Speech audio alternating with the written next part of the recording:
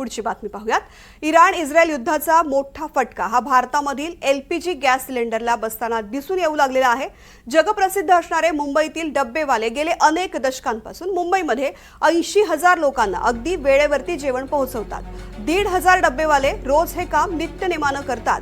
मात्र युद्धाचा फटका मुंबईमधील डब्बेवाले असोसिएशनला सुद्धा बसताना दिसून येतोय।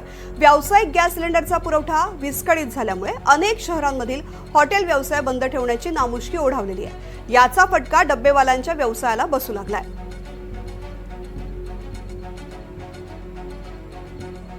अखातील राष्ट्रातील युद्धामुळे याचा फटका जो आहे तो मुंबईतील डब्बावाले असोसिएशन यांना देखील बसताना दिसून येत आहे। सध्या मी मुंबईतील दादर परिसरामध्ये डब्बावाला जे दररोज आहे ते वेळेवर अनेक लोकांना जे आहे ते याच डब्याच्या माध्यमातून जे आहे ते जेवण जे आहे ते वेळेवर पोहोचवतात। परंतु ज्या पद्धतीने दोन देशांमध्ये सुरू असलेल्या युद्धामुळे आता मोठ्या प्रमाणात गॅसची टंचाईचा जो काही त्रास आहे तो आता डब्यावाल्यांना देखील बसताना दिसून येत आहे। आपण पाहू शकतो कशा पद्धतीने दररोज जे आहे ते मुंबईमध्ये अनेक ठिकाणी अनेक लोकांना जे आहे ते गरमागरम जेवण जे आहे ते या डब्यावाल्यांच्या माध्यमातून मुंबईमध्ये जे आहे ते मुंबईकरांना पोहोचवले जाते, वेळेवर अगदी पोहोचवले जाते। परंतु ज्या पद्धतीने गॅसची टंचाई मोठ्या प्रमाणात भासत असल्यामुळे कुठेतरी यांनी देखील मोठ्या प्रमाणात यांच्या डब्यामध्ये देखील कपात केलेली आहे। डब्बावाले असोसिएशन त्यांची देखील बातचीत करणार आहोत। दादा, ज्या पद्धतीने गॅस टंचाईमुळे कुठेतरी डब्बावाले असोसिएशनने देखील फटका बसवला, कशा पद्धतीने त्रास जो आहे तो गॅस नसल्यामुळे होतो आपल्याला? आमचे डबे घरगुती पण जातात आणि कॅटर्समधून पण जातात। कम से कम कॅटर्समधून आमचे डबे 50 ते 60% डबे जातात। पण गॅसचा प्रॉब्लेम झाल्यामुळं एका कॅटर्समध्ये 100-50 असे डबे असतात, तर त्या लोकांना गॅस न मिळाल्यामुळे त्यांना जेवण बनवता येतं।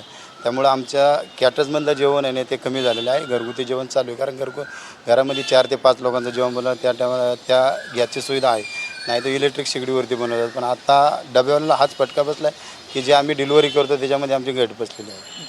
150 वर्ष जुना आहे डब्बावाला। ज्या पद्धतीने कोविड काळामध्ये देखील फटका बसलेला होता, आत्ताही देखील ज्या पद्धतीने गॅस टंचाईमुळे, त्यामुळे कशा पद्धतीने तुमच्या माध्यमातून काय काय राज्य सरकारला निवेदन असेल जेणेकरून पूर्ण पदावर आणलं जावं? कसं आहे, गरीब माणसाची दखल सरकारने पहिले घेतली पाहिजे। आज गॅस ब्लॅकनी म्हटलं तर 5 ते 6 हजार रुपये ब्लॅकनी गॅस विकला जातो। ज्याच्याकडे पैसा आहे तो विकत घेऊ शकतो, पण सामान्य माणूस एवढे पैसे विकत घेऊ शकत नाही ब्लॅकने। तेव्हा सरकारने मध्यमवर्गीयांसाठी खास तरतूद करून, जसं काल सरकारने GR काढला की बघ केरोसिन सामान्य लोकांसाठी 3 लिटर देणार आहे, त्याच पद्धतीने गॅसची सुद्धा सुविधा करावी ही डब्बावाला असोसिएशनतर्फे सरकारला नम्र विनंती करते की जे काही LPGचा तुटवडा राज्यभरामध्ये निर्माण झालेला आहे त्याला राज्य सरकारच्या माध्यमातून पूर्ण पदावर आणण्यात यावा, जेणेकरून जो काही डब्बावाले यांच्यावरती जो काही टंचाई निर्माण झालेली, को काही गॅस नसल्यामुळे कुठेतरी जो काही डब्बा पहिले 50 पोचवत होते आता 30 पोचवत आहे, त्यामुळे त्याला पूर्ण पदावर आणण्याचं काम जे आहे ते राज्य सरकार माध्यम व्हावा अशी देखील यांनी त्या ठिकाणी विनंती केलेली आहे। Video Jitendra Waghmare, Rizwan Shaikh, NDTV Marathi, Mumbai.